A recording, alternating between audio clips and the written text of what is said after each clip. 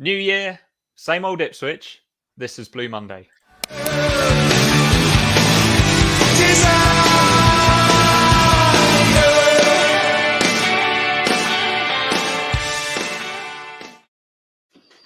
Hello and welcome to the Blue Monday podcast covering all things Ipswich Town since 2017. My name is Mikey Penty-Smith and joining me for this, the first show of 2023, is Joe Fairs and Craig Finbow. How are you both? Good, thank you, mate. Yep, very good. Happy New Year to you. Happy New Year to everybody. Yep, the same. Good. Yep, getting ready to go. Sort of had a sort of half day back at work today, working myself back into the swing of things, and now ready to go for the new year. And ever on point with your shirts in the background there, Joe? Yep. Well, the 23 on the Andre Giselle shirt, there's a good reason for that, which I'm sure you'll come on to later. Is the 23% discount in the Blue Monday merch store. So that is why that is up. And 15 Massimo Luongo, who is training with us. And I just stumbled across it when I was looking for a shirt to go up next to it. But it's just a case of will he, won't he? I don't know. Lovely stuff. And Craig, we've got some big names in the chat already. Probably none bigger than Morgan Whitaker. Evening, chaps. What's Ipswich like then? Craig, tell Morgan what Ipswich is like. It's lovely this time of year, mate. Yes, you'll very much enjoy it. It's a lot drier than it is in the West Country. You might struggle on the pasty front, but we'll sort you out a Portman pie. Lovely stuff. Good to hear them. Good to hear them, Morgan. Good to see you've switched allegiances very quickly. We'll get onto that a little bit later, but we've got some of our regulars here as well. We've got Tony Rand says hello. Paul Whitmore says hello. Paul Westlake. Hi all. Flim Flam, evening honky tonks, Happy New Year and all that. Michael Warner's with us from sunny Brisbane since you asked 33 degrees. They're finally having a summer over there. Happy for them. Eric Clapton's not over it yet. Give me time. Good evening. Craig, what was that journey like on the way back from Lincoln yesterday? The journey itself was absolutely fine.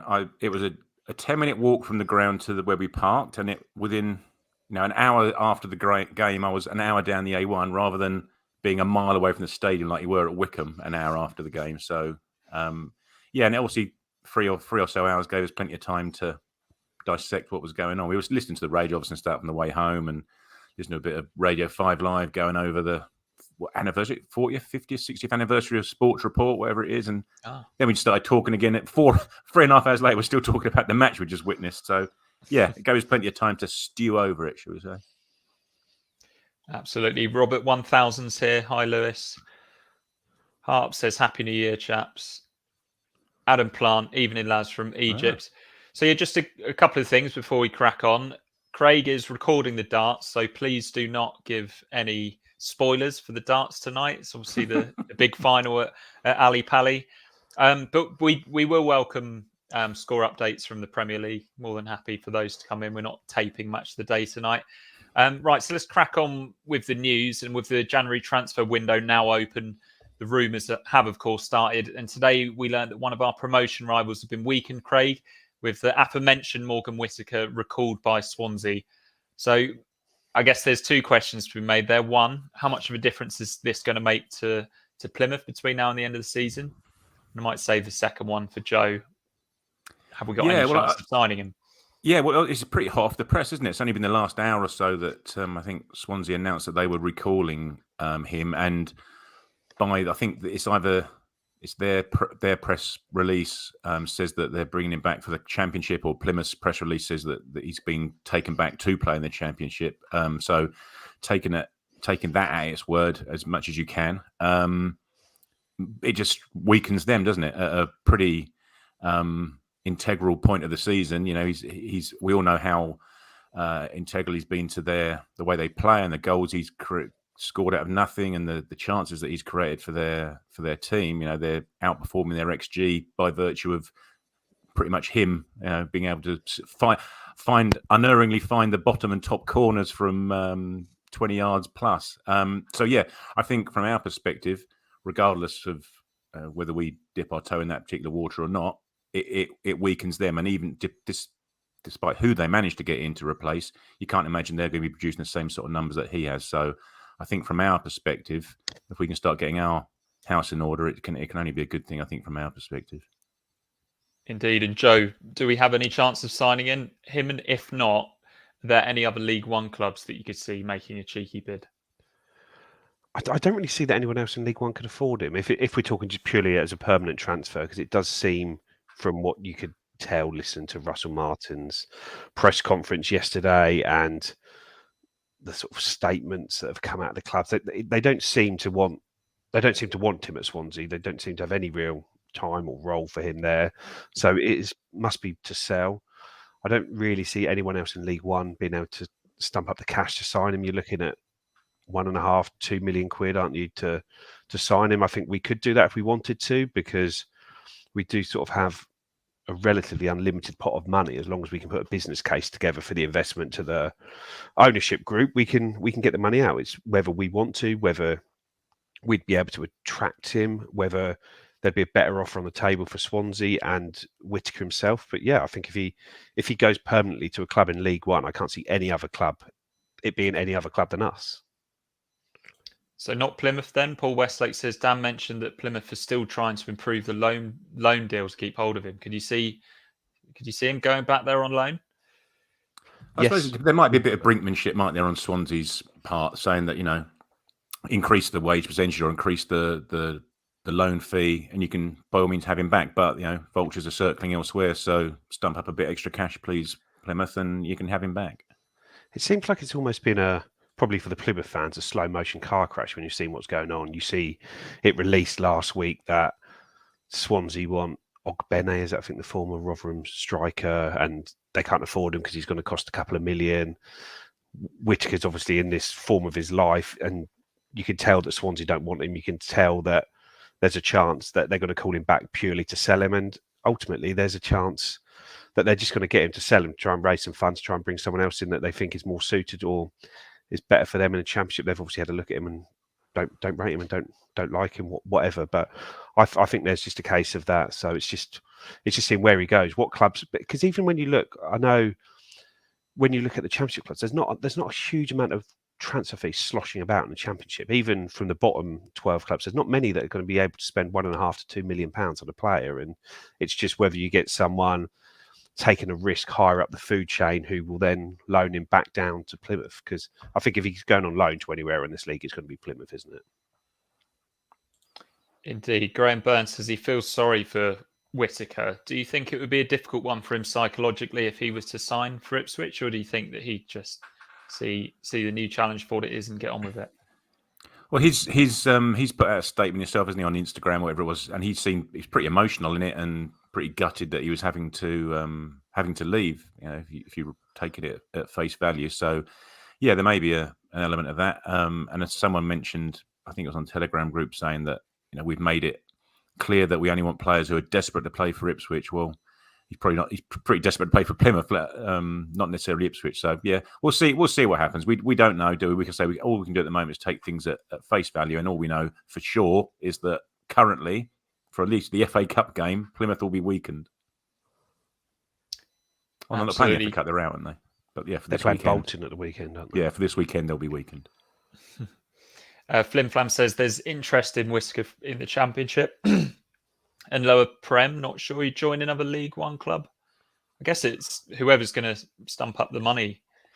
Yeah, offering the best deal, offering the best deal, isn't it? And yeah, there's different League One clubs, isn't there? If you look at us, we're a club which looks like it's got a very high ceiling at the moment, or because, for example, someone like Rotherham are not going to be able to beat him to our signature, despite being in the division above us. But if somebody like, I don't know, one of the top Championship teams comes in for him, yeah, they're easily going to be able to beat us to him. And it's just that. It's whether it's talking about interest in him. There's a big difference between interest and actually putting that money on the table and structuring a deal in the way that Swansea want. I say Swansea still owe us a significant amount of money for the sell-ons for the Flynn Downs transfer. But, yeah, that's what Carl Brooks says. We did Swansea a favour by selling them Downs at a decent price. They did extremely well out of that deal. Hopefully they'll do the same for us. But they must still owe us £1.5 million from the percentage sell-on from when they've sold them to West Ham. So there's a lot of links between the clubs which could make it happen. But I know if you put a gun to my head now, I'd expect a team higher up the food chain to pick him up. And from his perspective, if he can join even a mid-table Championship club he's then already in the Championship guaranteed, rather than joining us and tossing not tossing a coin, but he doesn't know whether he's going to be in there next year or not. It's his career at the end of the day as well, isn't it? But he's obviously not wanted at Swansea. So if there's only one offer on the table that suits him and it's Ipswich, and we're prepared to pay him probably more than he's on at Swansea and give him a free 4-year contract, then that faith showing in him is going to be enough to make you want to be here, isn't it? And because he obviously doesn't want to be at Swansea anymore. Nathan Hall, thank you very much. Happy New Year, everyone. That's Nathan over in Melbourne. Thanks for that. Let's move on to one of the other ongoing transfer rumours, and that's Peterborough's Jack Taylor. So apparently, according to TWTD, that move is still active. Is this the more likely of the two, do you think, Craig? I think if Phil says it's still ongoing, then yeah, you can take it to the bank, I think. And it's somewhere we need strengthening as well, isn't it? For sure. There and strikers, obviously, the two obvious places. We're two central midfielders down, Ball and Kamara. So yeah, we need one, if not two, central midfielders. And he's the type, the age, the demographic of the sort of player that they're looking to hang their hat on, isn't it? One that you can get value from. He's going to increase in value, you'd hope, and again hope that as and when we do get promoted, he'll help you progress and grow with the club and progress. And I think he is a long-term target of the club as well. I think this is something that both McKenna, Mark Ashton, all the powers that be have wanted him for a long time. And maybe with Peterborough being in, it seems a relatively precarious financial position, or wanting to cash in on some players. Now, if your long-term targets become available at a good price, you do what you can to snap them up. And I think that's what's happening with Taylor in this window. Yeah, indeed. And ITFC Tweedy says if Luongo was coming in, it would have been announced by now, potentially a backup option if we don't get Taylor. Do you see anything in that, Joe? Yeah, that's what I'd have expected. He was training with this. That was sort of a good 2 weeks ago. He was training with us, wasn't it? And before Christmas, and I know he's got a bit of time left on his Middlesbrough contract, but if he was signing, he'd be here now. Well, if he was a number one target and was signing, he'd be here now. It might be that we just hold him fire on it a little bit, or maybe he's holding fire on it. I say there's two parts to sign on this, but if it was a nailed on signing, it'd be done by now. And so the fact it means that it's both club and player will exploring their options elsewhere, I'd imagine.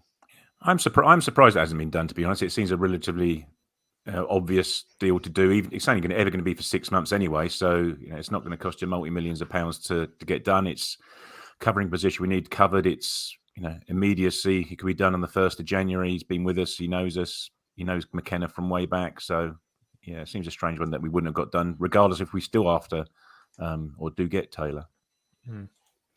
Flim Flam asks, Jack Marriott's been told he can leave Peterborough. What are your thoughts on that? And shall I chuck in as well that Connor Wickham has left Forest Green after his short spell there? Who's the more likely to come to Ipswich?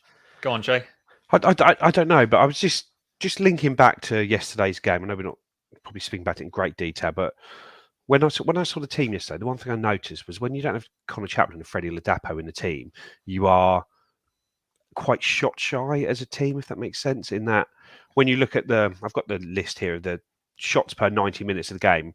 Chaplin and Dapo 3.81, and then John Jules, who's injured, but then it's Sam Morsey 2.08, Lee Evans 2.02, Marcus Harness 1.95, Caden Jackson 1.72, Wes Burns 1.71. So you've just got a lot of players in there that just don't take a lot of shots in the team.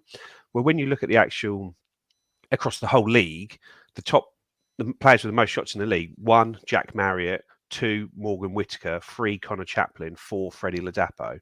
So it's a case that I think Jack Marriott is the sort of player that fits what we need, a player who just, all he does is just hang around the box looking sharp, trying to get shots away.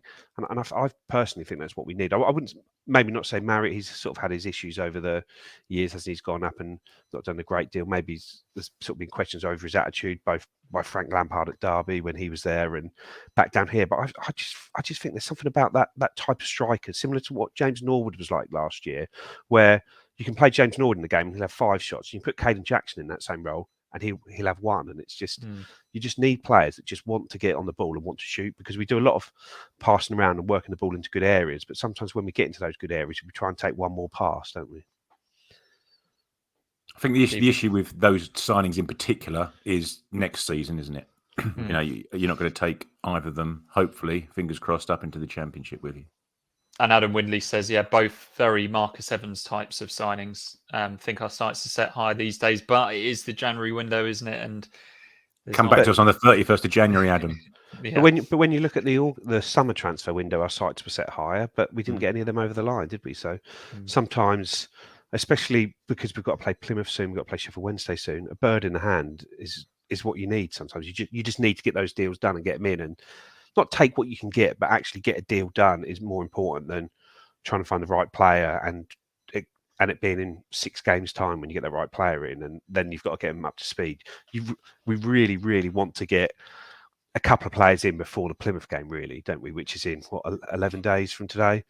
You can write the cup game off as just a fitness exercise for the second 11 almost, can't you? And you've just got to try and get a couple of players in for that Plymouth game, just to give the squad a lift as well, I think.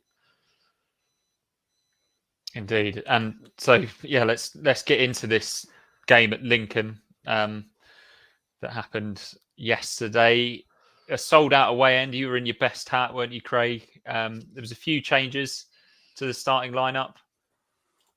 Were you a little bit apprehensive ahead of this game? I think a lot of people were. There it is in all its glory.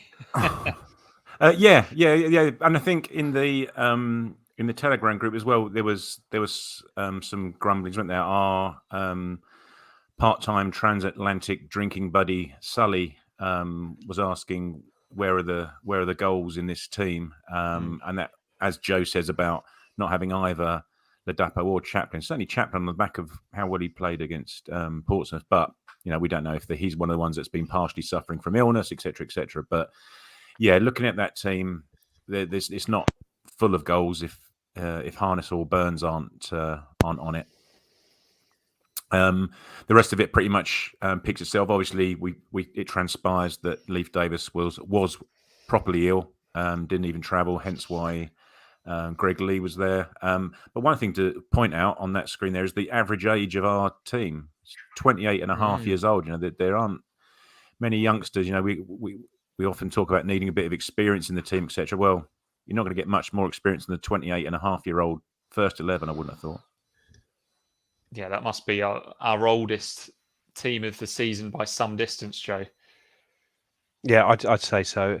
Obviously, someone like when you start Sonny Aluko, that makes a big difference on the age. Greg Lee's a lot older than Leif Davis, which you wouldn't expect. So that sort of drags it up a lot from there. But yeah, as mentioned earlier, I sort of saw the team and thought, oh, you need to have Chaplin or Ladapo on the pitch. You need someone who's going to shoot, and we didn't have that. We didn't. And just a quick look at that Lincoln team, 3-3-4-3. No Teddy Bishop at all, Joe. They seem to quite like him up there, but yeah, he was on the bench, wasn't he? I was disappointed not to see him get in a game, but yeah, he was on the bench and didn't subsequently come on. No, and it was actually Lincoln that started the game stronger. It's hard to remember that because it felt like it was all one-way traffic. But House got in behind after a poor sideways pass from Maudsley on the halfway line and flashed a shot across the face of goal. But from there on in, it was all Ipswich for the rest of that first half. Sam Maudsley goes over to the left to take a corner. That one raised a few eyebrows for those of us watching on iFollow. I'm sure it did those in the away end, Craig. But a really nice chip delivery, obviously one that they'd talked about doing. Evans runs onto it, seems to do everything right, gets his head over it, but just wide, agonisingly so. Yeah. As you say, we sort of had started off a bit sluggishly, really. Our passes weren't particularly crisp. We won the toss and turned them round. So their keeper had the sun, really, really low sun just off the, hence the cap. Turned him round, and there was a really low sun just above the stand at the far end, and it was really quite bad. But we just didn't have a shot. We didn't have a shot to trouble him with the sun in his eyes. By the time we had a shot, the sun had gone down behind the stand. But yeah, there's the Evans from the corner. That was a nicely worked free kick, corner kick. He was reaching it for a little bit, but he should still have got it on target.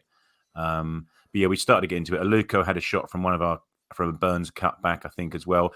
Burns and Aluko started to tick down that right-hand side. But the issue we had, and are known to have, is just getting a bit more support, certainly when Chaplin's not on the pitch, but getting more support to whoever's playing centre forward, because when Aluko plays in one of those number 10s, very rarely is he the one that's buzzing around the striker. He was, I say, playing behind.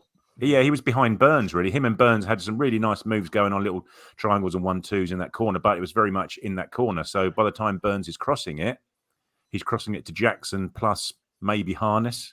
And there's like 7 Lincoln defenders in the box. They started the match okay, but it was pretty apparent that they were very happy with a 0-0. And it transpires that they were more than happy to put more men behind the ball as various things happened throughout the match. So we were on top, but we weren't really creating a massive amount. Maybe until another corner come our way. Yeah, that corner came 50 minutes later. This time Evans goes across to take it. The keeper punches it clear. Aluko has a powerful shot, which is blocked. Harness then has a shot, again blocked. Falls to Wolfen and Joe. He's got a score there, hasn't he? Well, he does everything right, really. He puts his foot, puts power on it. It's just 6 inches too high, isn't it? There was still a few bodies to get it through, so it needed to be struck like that. But no, that would look like he was going to score against Lincoln again, which he did, I think, for his first goal for the club. But it was just a good strike, just really unlucky, isn't there, from there, just 6 inches lower, and it's 1-0. Really lashed at it, didn't he? I think it was a proper lashing. But yeah, he probably hit it too well. Well, that is what... who was it on co-coms? It was Luke Varney. He was saying that, he hit it too well, if anything. If anyone, he was also referring to all of our players by their first name. So I don't know how he's become so familiarised with them, but he was good on co-coms. Yeah, no, I thought he was good, because I was thinking who was there when he was there, and he was talking about Wolfie, and I thought, well, maybe Wolfden was there in and around. He's probably the only one he would know, isn't it? But then you think he's played for so many clubs, he probably has come across a lot of these players as teammates, opponents over the years. Even when we scored, Joe, he sounded like he was really pleased for Cam. That's how he was. Oh yes, Cam, something like that. We might have played with him in the under 14s or something when he was coming back from injury. He wasn't. He didn't associate any players with sitcom characters from the 60s and 70s, give them friendly nicknames, Mr. Humphreys or something, or Captain Peacock. Come on, Craig, you're gonna have to explain that one. No, you're right, mate. Carry on. No, you're right. Okay. On Reg. On this, I had no idea why he was called Reg. Oh, really? Yeah, I thought maybe it was the Bill character. No, it's on the buses, mate. It was a sitcom from the 60s and 70s, mate. It's of its time, shall we say. You don't see it repeated too much nowadays. But there was a guy on there called Reg Varney. He was one of the actors. I see. Makes perfect sense. Which is right in Mick McCarthy's era, shall we say. Yeah, perfect. On the stroke of half-time, Harness has a goal ruled out for offside. With the angle of eye follow, you can't see that offside at all. They never showed a replay either, did they? Didn't show a replay. It didn't look it. I think was it him? I think Burns was offside when you're right in the corner. Yeah, Burns was given against. Yeah, I think he was. I don't think he'd sort of got back from where he was when he'd lost the ball initially, sort of thing. I think he may have been offside. He's right down near us. But that was an example of that link up between Aluko and Burns working really well, and then Harness getting across to the front post. It was a really nice goal, wasn't it? It was a shame that, alas, it was offside. 2 minutes later, Joe, finally some good luck and a big decision going our way when Jackson is sent off for Lincoln after Caden Jackson got in behind after a Morsley pass. What were your thoughts? What were your thoughts initially? I was watching with a mate. I sort of said it was an orange card. Would have been my view on it there, because he was the last man, but then there was someone coming across. But the angle Jackson was running at seemed to be taking him away from the guy coming across. So he looked like he'd get there. So he looked like the man coming across wouldn't get there. But I think probably what swung it was just how cynical the challenge was, if that makes sense. It wasn't. There was no attempt made to play the ball. He knew he was totally the wrong side, and he was just taking him down so he didn't have a shot. But yeah, if it had been a yellow, I don't think there'd have been a huge uproar that it wasn't a red card. But like I say, I think it's one of those orange ones. Sometimes you get them, sometimes you don't. But I don't think it was another another shocker of a decision or something totally out of nowhere going our way. I just think it was a bad tackle, and Jackson probably say O'Connor. I don't think he was getting over there, but yeah. We were sort of surprised he gave it being a home against the home team decision. It was a surprise that he did show the red. But if you look at the freeze frame of when the tackle was made, the guy who was covering was a fair way away from Jackson. Had he got through, that was mentioned, Michael. Don't worry. What was quite funny is I was watching the highlights today, and on the Ipswich iFollow site, they had the Lincoln commentators on there for some reason. Oh, my life. If you want some slightly biased commentary, go and give that a listen, because it was on the full match replay. I don't know if it's any different from the highlights replay, but there was a first half when Donasian and one of their striker went through together, and Donasian just eased him off the ball. That was the clearest penalty you could ever imagine. They were screaming for a penalty when that was not given. Watch the replay. Oh, actually, no, it wasn't as blatant as we thought. And same with the red card. Red card was never a red card. Never a red card in real time. As soon as the replay come around, oh yeah, actually, yeah, may have seen them given for that. So, yeah, they weren't. Even the players on the pitch weren't that surprised by it, should we say? Yeah. He says they were fanatics, not commentators. And just rewinding a little bit, Michael Warner's comment was, if the defender had seen any of our other games with Jackson, he would have let him have a shot. Maybe a little bit harsh, that, but there we are. And yeah, Matthew Keane says they were even hoping Burns gets injured. Does sound like they were maybe a little bit partisan, shall we say, Joe? Partisan, yeah. Yeah, I think it's sometimes you forget how, maybe not how small a club Lincoln are, but how far they've come in such a short time, that their commentary team are just local radio guys, almost the sort of guys that you hear when they hand it over to like Leiston or Lowestoft Town on Radio Suffolk, and they're doing that. But yeah, I listened to the Ipswich commentary, so I didn't hear it, but there was they were talking about how they wanted to smash Ipswich players into the stands and stuff like that towards the end of the game. So it was a strange one. So moving into the second half, and Vincent Young comes on for Donasian at half time.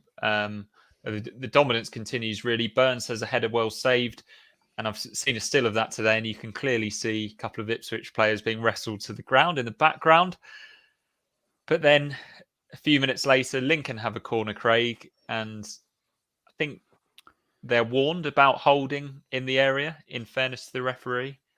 Yeah. It looked like he couldn't wait to make a big decision.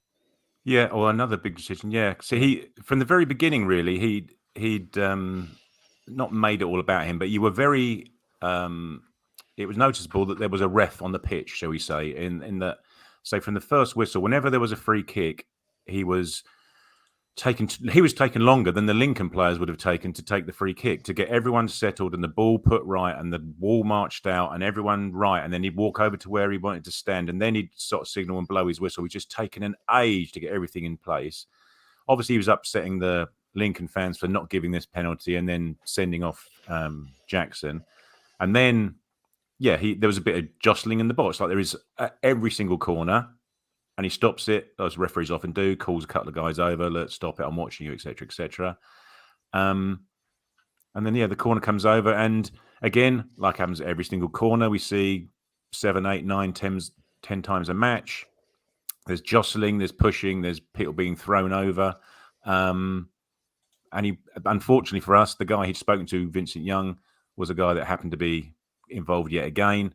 And it's not great a look on Vincent Young, is it, to be fair? You've just been told 10 seconds earlier not to do at least for that particular corner, we're going to do it anyway. Well, yeah, quite. Thanks, Barry. But at the far post, I wasn't watching Vincent Young at the near post, which is where we are. I was actually watching towards the far, because Morsey was having a bit of a tete-a-tete with one of their guys. But at the same time as Vincent Young was supposedly dragging this guy over, Burns was being swung around by his neck at the far post. So are you giving the penalty or are you giving the free kick? It just depends on where the referee happens to be looking at that particular time. He's not going to be able to look in two different places where two different offences are taking place, one against either team. It's just, as we, hoary old phrase, but if you're going to give penalties for that, there's going to be 12 penalties a match, isn't there?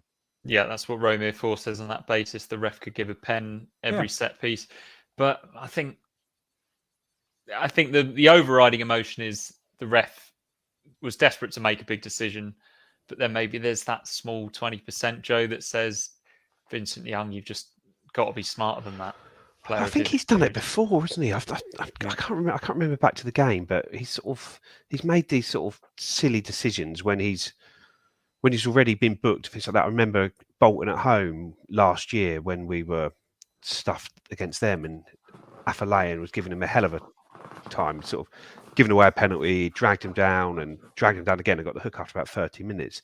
AFC Wimbledon away, when he'd already been booked in the 93rd minute, when you're 2-0 up, makes a stupid tackle to bring someone down and gets a second yellow card and sent off. And for someone who is a really intelligent footballer and a really intelligent guy, when you hear him sort of speak off the pitch, he does seem, I don't know, maybe it's because he's smaller, so he's always needed to rely on sort of physicality like that, but he's quite handsy at times, isn't he? And like I say, if the ref said something to you, you do need to just effectively avoid it for that corner, because he's going to give it there. And like I say, we saw the photo from that Burns header. There's 3 fouls on that.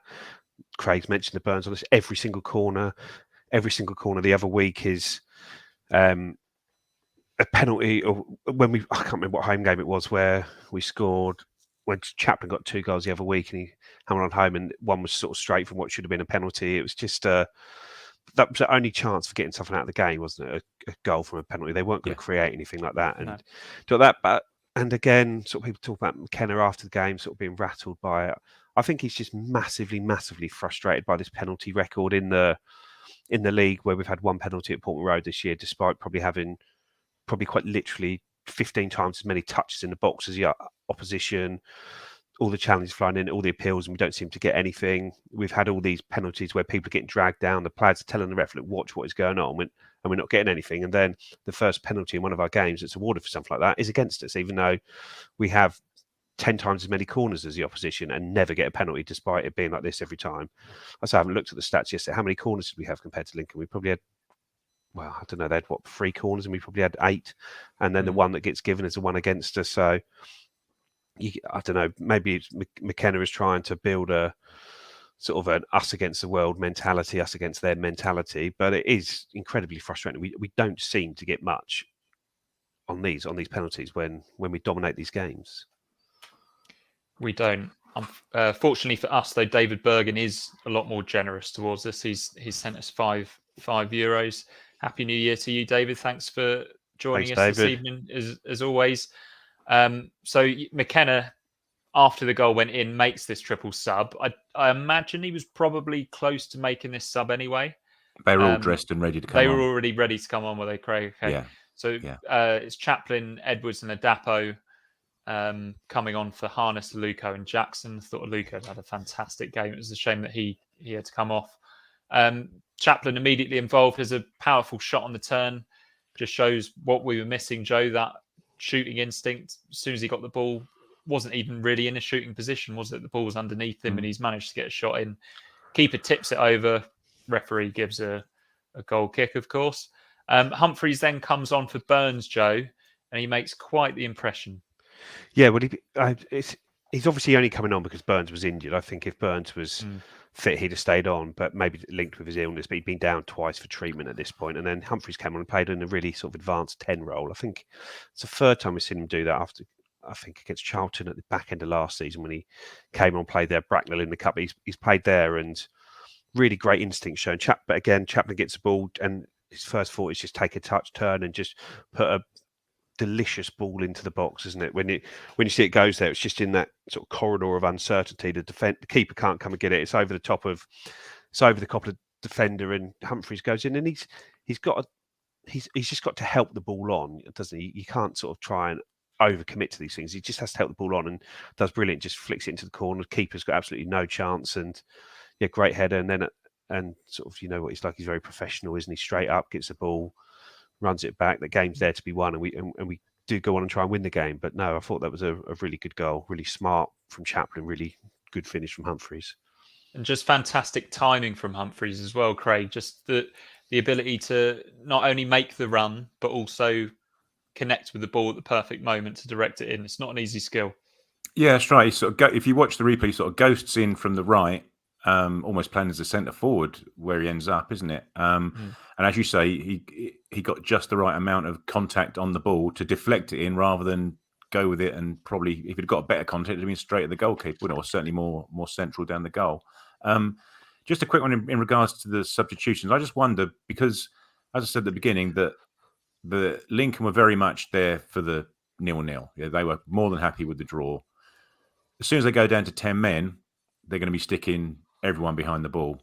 As soon as they go 1-0 up and down to 10 men, there's no way in the world they're going to be coming anywhere out of their 18-yard box. I just wondered whether, instead of replacing your front three with another front three, if there's any scope to keep a Luco on the pitch, just to, do you know what I mean? Instead of just going like for like, can we just forego Evans, or can we forego Burgess or something? Just make a change somewhere. Do they then get in each other's way a little bit, potentially? We'll never know, will we? We'll never know. But it's just to have another attacking body on the pitch rather than just trying to do the same thing. And because we were, just huffing and puffing away, we were very, very, very. We were relatively easy to defend against yesterday by virtue of just playing the way that we play. It's methodical. It's steady. We know exactly how we play.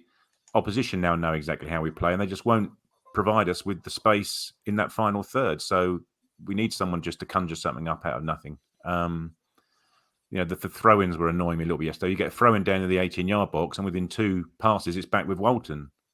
I know we try and keep the ball in play, don't we? As soon as we got a throw-in, we take it quickly. As soon as we've got a free kick, we take it quickly.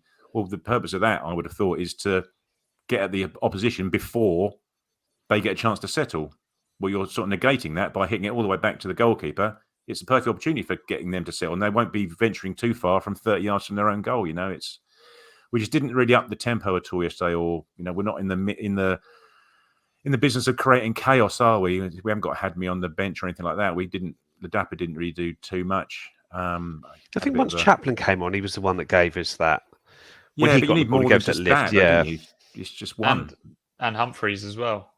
When he came on a little bit later. But I thought our worst period of the game is this period we're now getting into when it was 1-1. We then suddenly started pumping long balls forward and rushing. And there's really dodgy angled passes, wasn't it? Where when you overhit them, they go off for a goal kick and just waste so much time, don't they? As opposed to sort of just being intercepted or doing stuff like that. There was a lot of balls, Morsey and Evans especially, just constantly playing those balls to no one, really.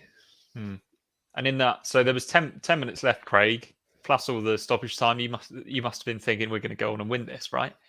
But no, not really. No, there wasn't really that feeling in the crowd either. It wasn't really a backs against the walls performance from them. We weren't really bombarding them, and the keeper wasn't flying around and having to make saves left, right, and centre. They just defended very well, like they did at home. To be fair to them, they're very well set up. They're very well drilled. They just denied us the space that we needed to play, and hence why we were constantly having to pass it back and forth across the pitch as we do. But we weren't doing it quick enough to create any sort of space down the sides of their centre halves, or certainly around the back of their fullbacks for Burns and the like to run onto, unfortunately. But now there wasn't really any feeling, certainly in my neck of the woods where I was standing, that we were gonna do it. No, and as it turned out, I think the only time we really came close to scoring in injury time was that bad cross from Edwards that the goalkeeper sort of misjudges momentarily, and then he's a little bit lucky that he palms it away to safety. So 1-1 was how it finished. Yeah, very frustrating one, that one, wasn't it, Joe? More so than the Portsmouth game for me. Yeah, it's another frustrating one, but I think we're not the only team that's been frustrated at Lincoln this season, are we? I think Plymouth, Sheffield Wednesday have gone there and not beaten them as well. They're just a very resilient side, very well organised, resilient side. And I'd say the red card seemed to make it harder for us rather than easier for us, didn't it? Because of, firstly, the ref trying to even it up, and secondly, it just took all their ambition out of the game, totally out of it, and it just made it different. I'd say we weren't quite at it. It's been a sort of a tough Christmas for us, really, hasn't it? We got the good win against Oxford, but 3 away games in there: Wickham, Portsmouth, Lincoln, just 2 points from those 3 games. It isn't really what you want, is it? I know, but then like I say, you talk about form. You need to go up 2 points per game, win at home, draw or away. Well, we did that in 2 of the 3 away games, didn't we? It's just that Wickham game there. I don't think we had a great break when you think everyone's been ill in the squad, and you've got 3 away games out of 4. There's a lot of travelling. It's tough to do that. When you look, we played Wickham on the Saturday. They then made 8 changes for their next game. When they played Plymouth, 8 changes again for when they play Portsmouth after that, because you're just on the wrong side of the fixture list again there. Wickham have got every right to do that. They want to rest their small squad, and Ainsworth spoke about it well on 5 Live as to why he did that, and you can't grumble there. Wickham are doing what's best for Wickham, but you're just on the wrong side of a few of those little bits of luck of the quirk of the fixture list when it's come to the side. Like McKenna's talking about, he's never known a fitness bug, an outbreak of a bug like this where everyone in the club has been affected by it. He said if he only played the players that were fully fit, he'd have only had 3 players to play. He looks like he's been suffering from it as well. When you see him speaking after the game, he didn't look great, did he? So it's been a tough period. And when you look at the bigger picture, as always, we're sort of 46 points from 23 games. Was it 48 from 24 games? Now we're basically halfway through the season with 2 points a game. We've just come through what was a tough December. Wickham, Lincoln, and Portsmouth away are none of those are easy games, are they? And we've come out of that, and we're still in good shape, really. Plymouth, I say Plymouth are the issue that they're just flying, aren't they? You can't keep up with a side that is doing what they're doing currently. So we have to hope that they just fall back a little bit. Indeed. Or that they lose their best player. But then they've got other good players to come in, haven't they? Finn Azaz is coming back from injury. Danny Mayer's coming back after that. They were both very productive when they played, both goals and assists. But I think Whitaker did give them that X factor, and that's always very, very difficult to replace when you have that, isn't it? Very much so. Thoughts on Humphreys getting more minutes as a 10 from Dan C? I'll go to you for that, Craig. And maybe just thoughts on Humphreys getting some more minutes, full stop, because he was pretty good in his run in the side, wasn't he? Yeah, he was. He was initially. I just think he struggled a little bit the second half of that Fleetwood game when it got a little bit physical in the middle, right in the the heart of the game, the middle of midfield, and also the Wickham game from the start. He was a little bit lost in that. But it may, and that's to be expected. The kid's 18 years old and he was playing every single game all of a sudden, wasn't he? Unexpectedly, and it may be that pushing him a bit forward and a little bit out of that battlefield, right in the centre of midfield, may actually give him a little bit more time and space on the ball. And he is one that can pick a pass, and as he's shown, he is one that can get in the box and score a goal. So yeah, it could be an option. But again, it's just juggling. The options you get and getting the right form and getting the right 2 to play in those 2 positions out of the 4 potentially, if you include him as one of the 10s, I suppose.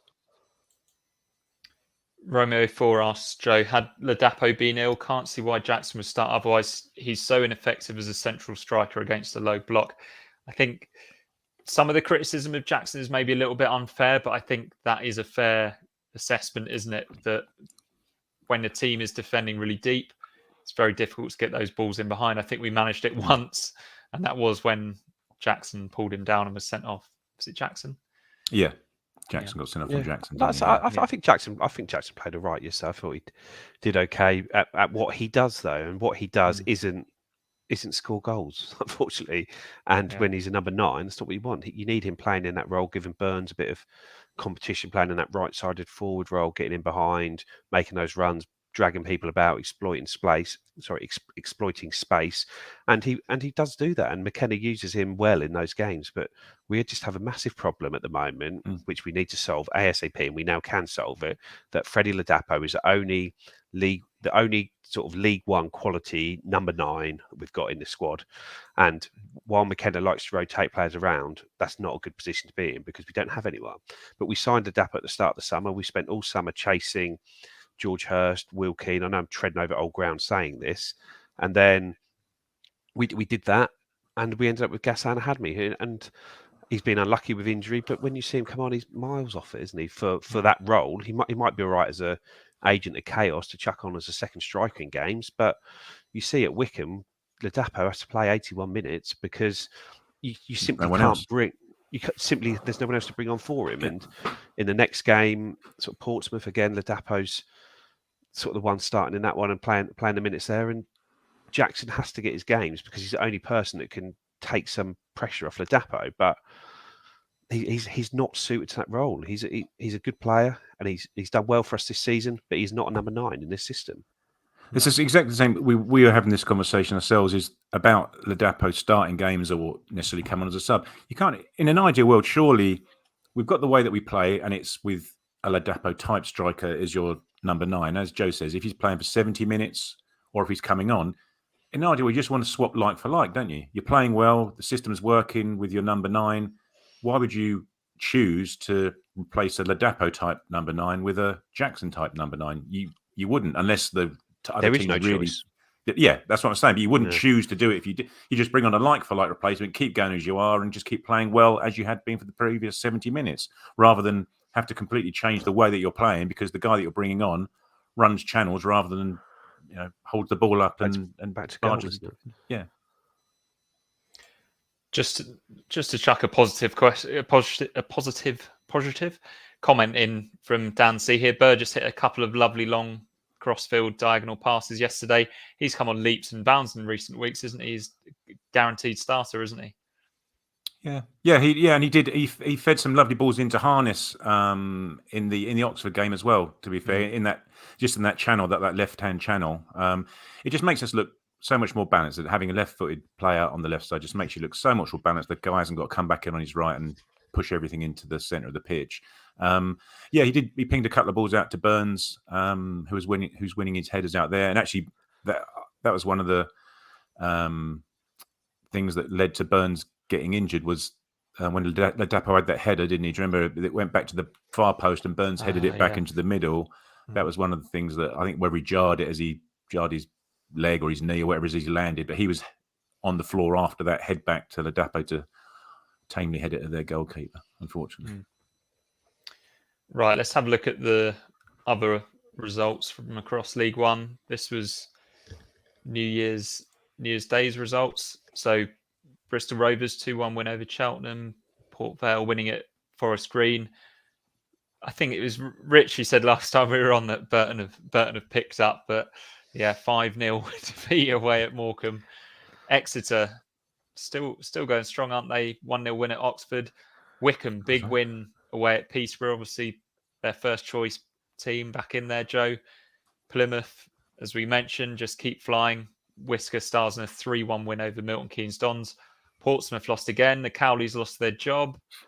And Fleetwood won at Shrewsbury Town.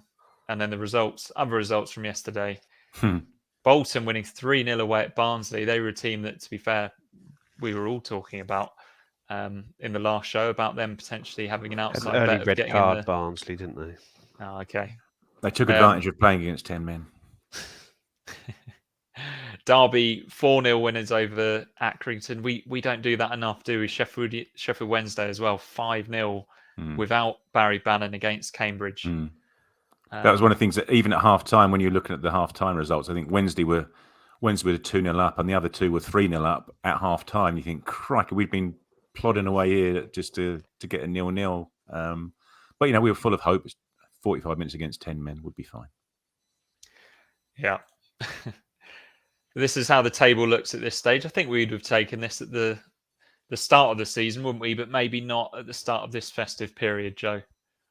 Yeah, it's just you look at the Greens against Plymouth and Sheffield Wednesday. And it's 4 in a row for Plymouth, 3 in a row for Sheffield Wednesday, and that's just pulled them away from us, isn't it? And we're going to have to do that over our next 4 and continue to keep doing that. But 50 points, 25 games, 47 goals. I think we'd have all taken that at the start of the season. So we just need to make sure we just keep going. Really, there's not much more we can do. Like I say, I think there's a bit of deflation yesterday when you see it, and sort of our recent form maybe over the last sort of month or so. But when you look at the injuries we've had over that time, the illnesses in the camp, we've got a chance to refresh the squad now, and I'm sure we will take every opportunity to do that, and we'll just carry on, and we just got to keep carrying on, going along at 2 points a game, and get ourselves up to 90, 92 points, and keep everything crossed that's going to be enough, isn't it? But if you get 90, 92 points and don't get promoted, you just have to lick your wounds, go in the playoffs, and then hopefully get up that way. And if you don't, you haven't really done much wrong, have you? There. Is it a 3-horse race for you, Craig? Paul Westlake says Derby looking good. Yeah, I think so. At the moment, because as we found out last year, and it doesn't matter how well you do if the teams above you maintain the form that they've had for the first half of the season, does it? It doesn't matter if you're getting 2.1 points a game. If they're getting 2 points a game, it's going to take 10 games for you to catch them up, and there just simply may not be enough time. If Christ, as Joe says, if Plymouth, Sheffield Wednesday, and ourselves keep up the rate of scoring as we are at the moment, it's going to be a struggle for anybody to catch us, because by virtue of them having to get so many more points than us to catch us and overtake us. So I wouldn't have currently thought so. I think the only way Derby come third is if one of the top three just drops off. And I don't think Derby are in a race for promotion for the top two, if that makes sense. They might catch one of the teams that drops off, but they're not going to. I don't see two of the top three dropping off. Yeah. Romeo 4 says shame about the Cowleys. No. I was talking. On the tweet that Portsmouth put out about today we've sacked or they've left the job, blah blah blah. All the comments on it from Portsmouth fans were, "Oh, they've done a great job. Sorry to see him go. Things just haven't worked out." There wasn't really any normally when you see a manager, normally you think F for that. Good riddance. Yeah. See you later. It was all quite positive, and I think because they've been good in the community, like they were at Lincoln, weren't they? Yeah. You want them in your club, on your side, don't you? They do just bond clubs, don't they? As you say, Joe, they did it at Lincoln, didn't they? But sorry, Mike, I was talking to someone before the last home game, and they know someone a Braintree Town season ticket holder, and they weren't overly complimentary about Nicky Cowley, should we say? They used a word I will not be using on the podcast at 8:52 p.m. about him. So we know what they're like to our crowd and to our director's box. Should they happen to win matches, they're not the most gracious of winners. And having a bit of a barney with Dom Thompson last year, trying to stop him and stepping in his way, and then protesting their innocence and all that sort of malarkey, I can't be dealing with it. Brilliant. And David Bergin, thanks so much for joining us and sending us the super sticker. But we did say at the start of the show, please, I haven't read it. Please no delete it quickly. Updates. Yeah, if I can delete that. I don't know how to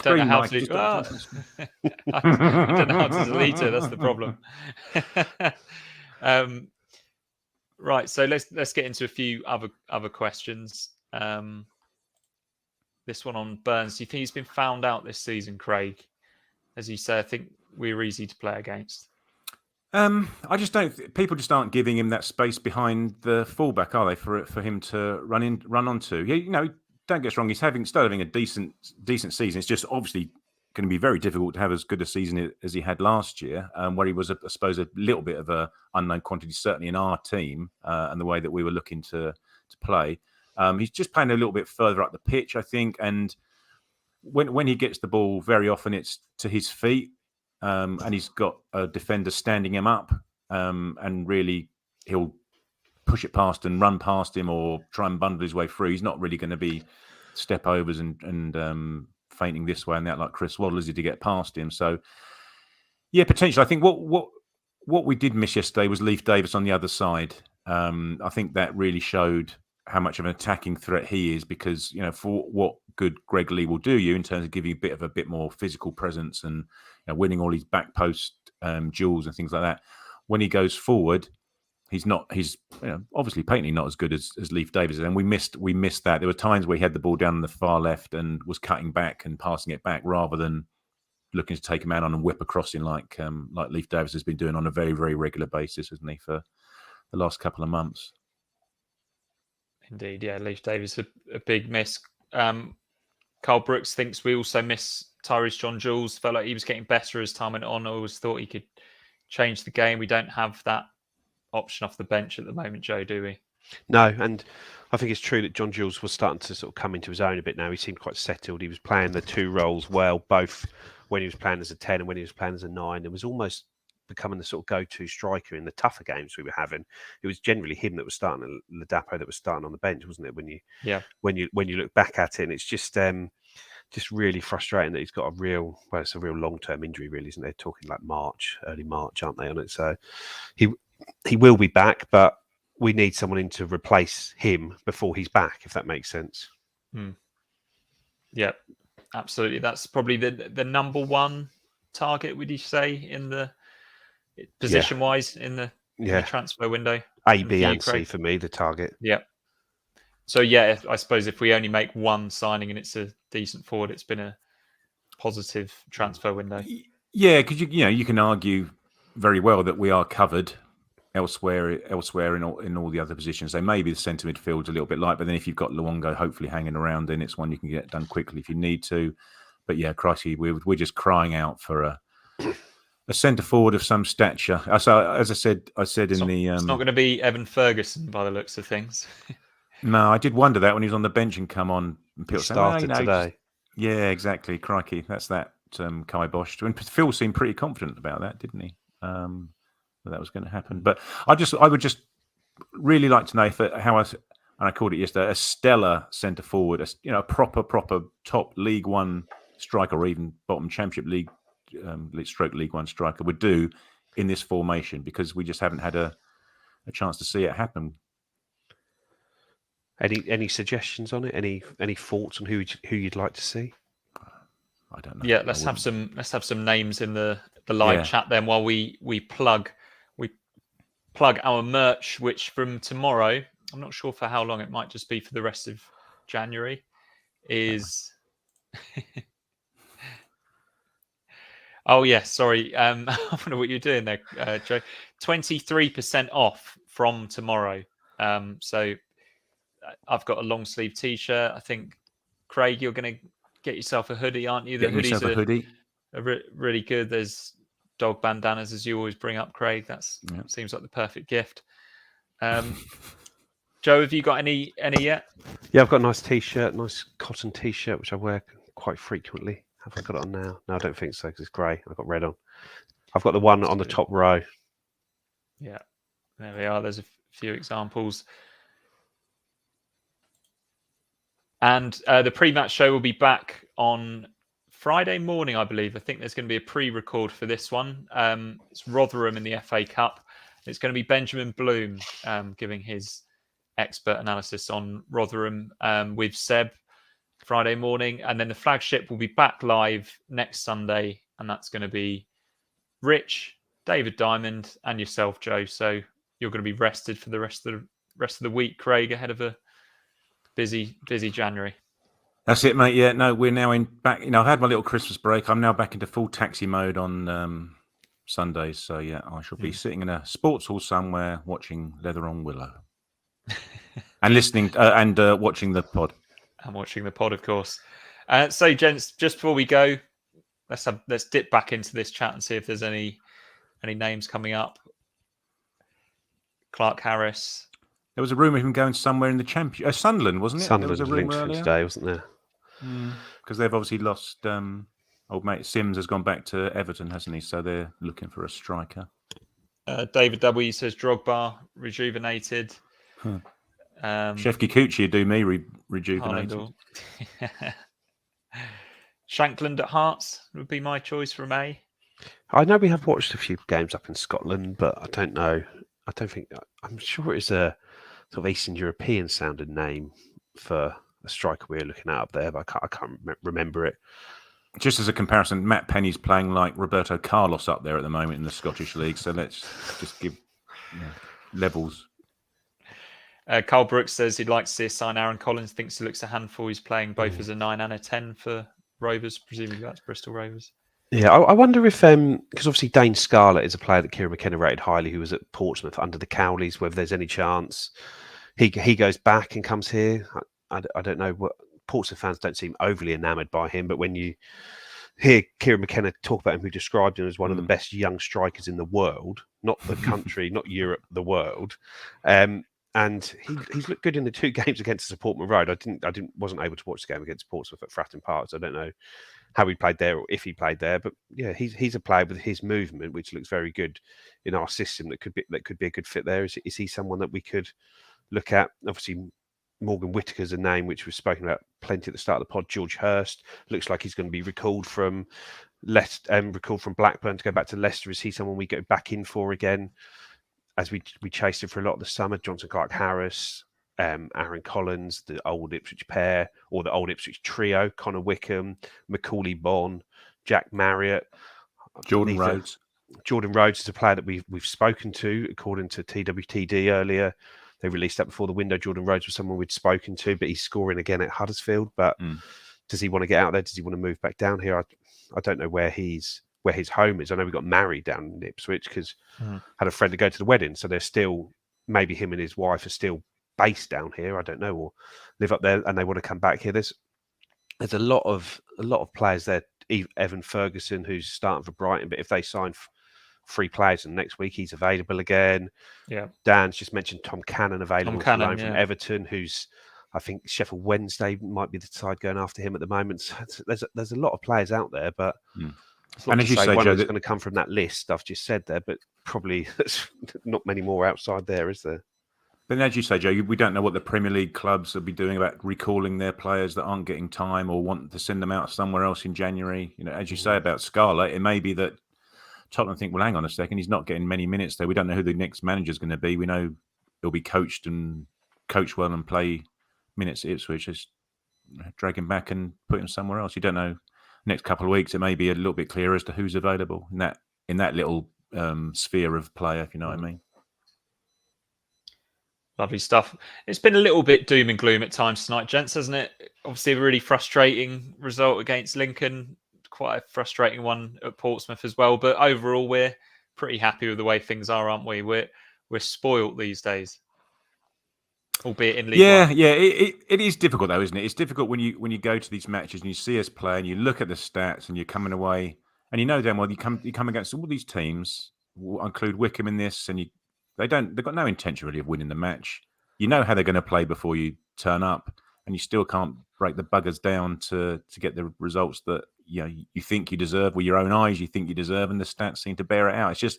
It's frustration at the moment, isn't it? But hopefully, as Joe says, this January window and getting a few people back fit and out that other side of the illness will give us a bit of oomph, a bit of impetus to kickstart the second half of the season. Fingers crossed.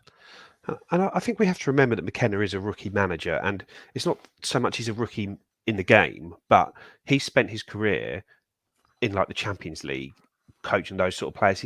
I'm sure he's watched League One games in the past and done that, but he's not, maybe when he's tracking young players on loan, but he's now been in the sort of the mud with League One for a year now. So you could tell from when we started the season, when he came in and we had that first 6 months with him, there was a real profile for the sort of players he wanted to sign in the summer. And it's sort of those which have sort of the supreme quality, or those who are just hardened, senior, experienced pros who know how to play in this league. He's got another 6 months experience in this league, and he's going to know even more what sort of players he needs to get out of League One.